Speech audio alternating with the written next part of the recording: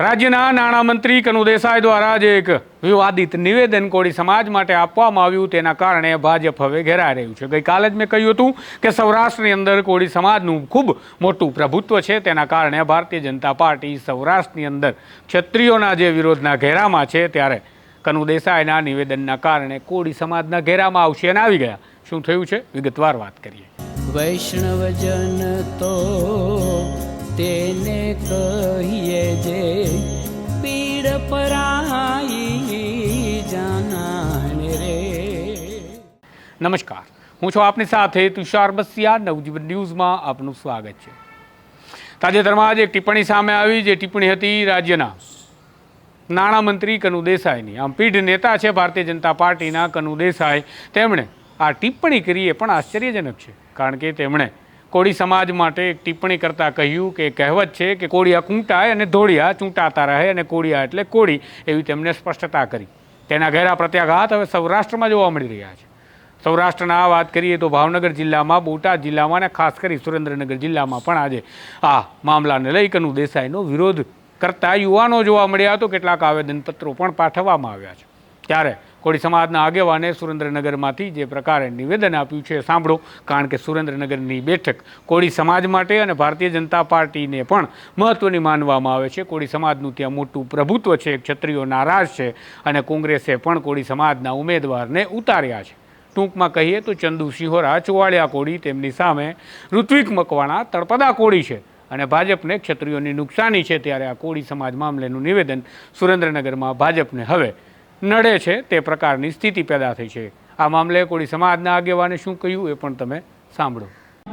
જય કોળી સમાજ સાથીઓ, આજે કનુભાઈ દેસાઈ દ્વારા સમગ્ર ભારતના કોળી સમાજ ઉપર અભદ્ર ટિપ્પણી કરવામાં આવી છે, ત્યારે આ ભારતીય જનતા પાર્ટીના વરિષ્ઠ નેતાઓ વારંવાર આખા ગુજરાતના અને સમગ્ર દેશના સમાજ ઉપર આવી અભદ્ર ટિપ્પણી કરવા માટે જાણે ટેવાઈ ગયા હોય અને સતત ને સતત એમના આકાઓ દ્વારા જાણે સૂચના આપવામાં આવી હોય એવું લાગી રહ્યું છે। ત્યારે આ સુરેન્દ્રનગરની કોળી સમાજ આજે આ બાબતમાં આ જે ટિપ્પણી કરવામાં આવી છે એમાં મુંહતોડ જવાબ આપવા માટે તૈયાર છે।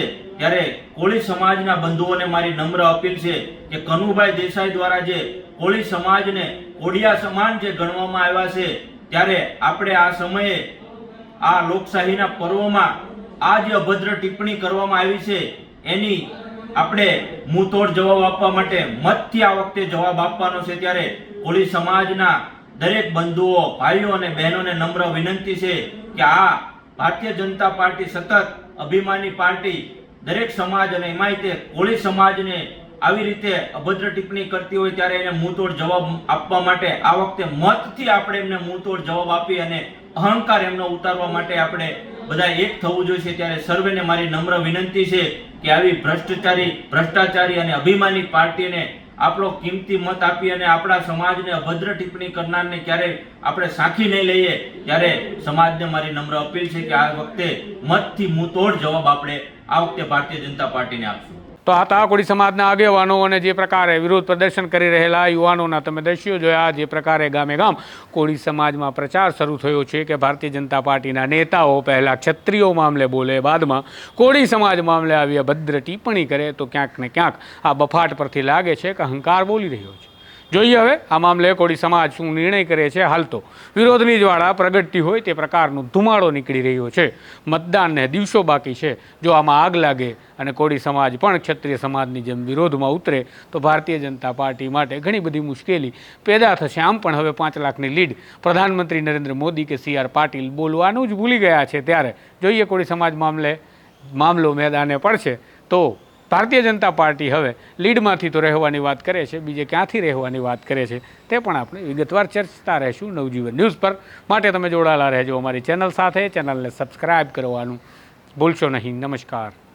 વૈષ્ણવજન તો તેને કહીએ જે પીડ પરાઈ